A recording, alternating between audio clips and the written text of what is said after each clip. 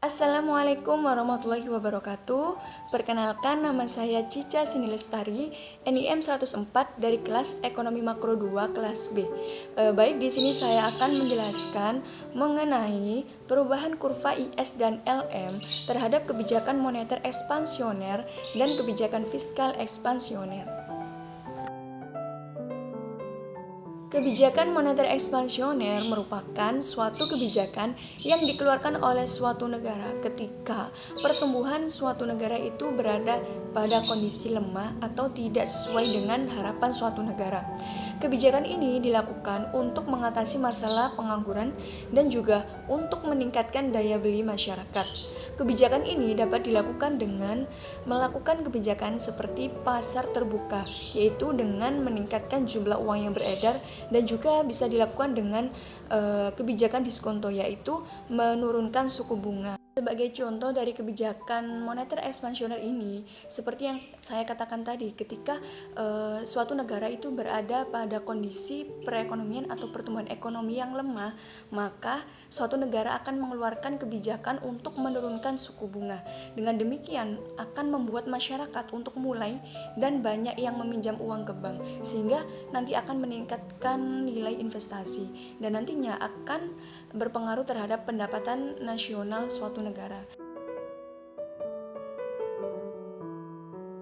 Dari kurva yang disajikan, kita dapat mengetahui bahwa dengan adanya kebijakan moneter ekspansioner akan menggeser kurva LM dari titik A ke titik B, sehingga LM1 akan bergeser ke titik LM2 karena dengan menurunkan suku bunga, maka kurva LM yang berada di titik A akan bergeser ke kanan ke titik B, sehingga dengan menurunkan jumlah atau besarnya suku bunga, maka akan meningkatkan suatu investasi, sehingga kurva IS akan bergerak ke kanan, sehingga pendapatan nasional akan semakin tinggi, yakni dari Y0 akan bergeser ke kanan menjadi Y1.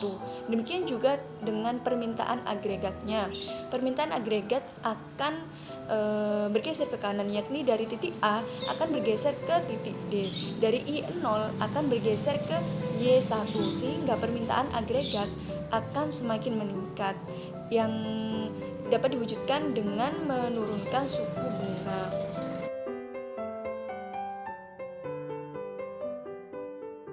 Pembahasan yang kedua yakni mengenai kebijakan fiskal ekspansioner. Kebijakan fiskal ekspansioner merupakan suatu kebijakan yang juga dilakukan oleh suatu negara ketika pertumbuhan ekonominya mengalami kontraksi. Kebijakan fiskal ini dikeluarkan dengan meningkatkan pengeluaran pemerintah, sehingga nanti akan mengatasi masalah pertumbuhan ekonomi.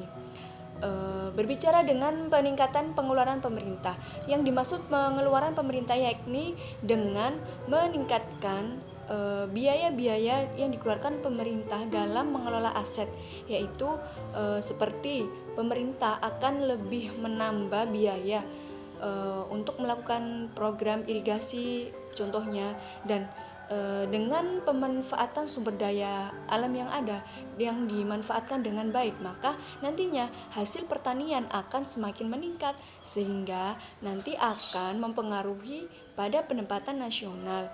Dengan memanfaatkan sumber daya alam yang baik dari pengeluaran pemerintah tadi yang sudah dikeluarkan untuk program irigasi, maka pendapatan nasional itu akan semakin meningkat dengan besarnya hasil dari pertanian yang dikelola dengan baik. Dengan demikian, pendapatan nasional dari suatu negara itu akan semakin meningkat dari adanya kebijakan fiskal ekspansioner ini.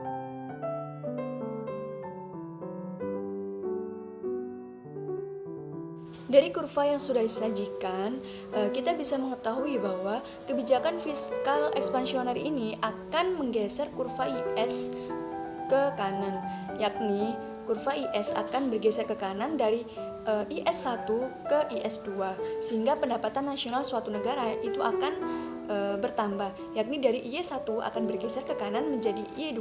Sementara dengan naiknya pendapatan suatu negara, maka tingkat bunga suatu negara itu akan semakin tinggi, yakni sehingga kurva LM akan bergeser dari posisi A ke posisi B, sehingga tingkat bunga itu akan juga semakin tinggi.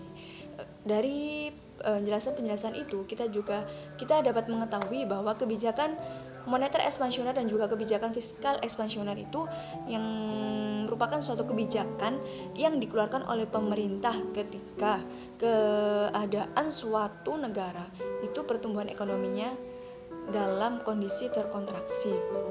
Dengan adanya kebijakan ini maka akan bisa mengatasi masalah-masalah tersebut, sehingga permintaan agregat akan semakin meningkat dan juga pendapatan nasional dari suatu negara itu akan semakin. Itulah tadi yang bisa saya terangkan. Apabila saya ada kesalahan atau kekurangan, saya mohon maaf yang sebesar-besarnya. Wassalamualaikum warahmatullahi wabarakatuh.